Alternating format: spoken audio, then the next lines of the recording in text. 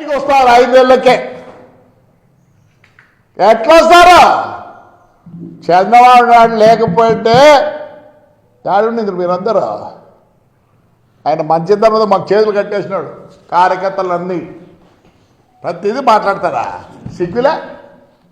సిగ్గులా ఆడోళ్ళ గురించి నువ్వు ప్రస్తావన చేస్తావు. ఇవ్వద్దా? ఆ రోజు నా కోడలు నా భార్య ఆడోళ్ళు కదా. చిల్లర నా కొడుకులరా, చిల్లర బుద్ధులరా మీకు. పెట్టి పుట్టుండాలరా, బుద్ధి కూడా రావాలంటే. నేను తిట్లేనే కూడా చెప్పమంటావంతా. History of your family. మీ నాన్న చైర్మన్, నేను చైర్మన్ ఉన్నాడు, పిలిచాడు రా. మేమంతా పోయి అప్పుడు ఆయన చైర్మన్ చేసినాం.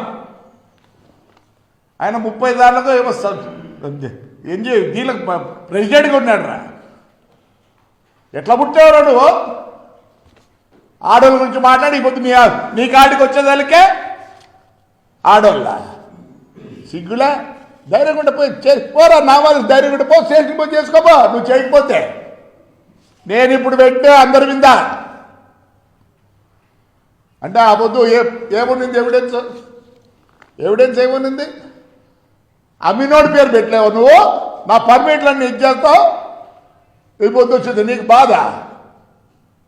సార్ చంద్రబాబు నాయుడు గారు వచ్చేపు ఎక్కడ టూర్ పోండి దయచేసి.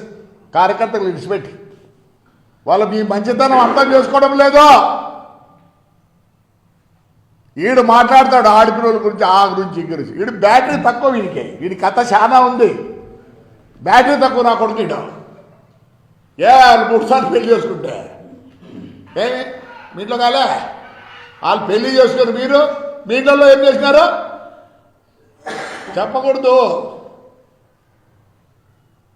నేనేంటన్నా ఉత్తికి ఆరేసింది ఆపోతే మంచోళ్ళు. చాలామంది కార్యకర్తలు ఇంకో విధంగా అనుకుంటున్నారు. ఏందబ్బా ఇట్లుందే అని. పెద్ద ఆయన ఎప్పటి నుంచో అభివృద్ధి అభివృద్ధి అభివృద్ధి అని పట్టుకున్నాడు. అభివృద్ధి ఏడ్చలే వాళ్ళ ఇంట్లో. లోకేష్, వాడి కొడుకు, ఏమే ఆయమ్మ, కోడలు, వాళ్ళ బంధువులు ఏడవలే.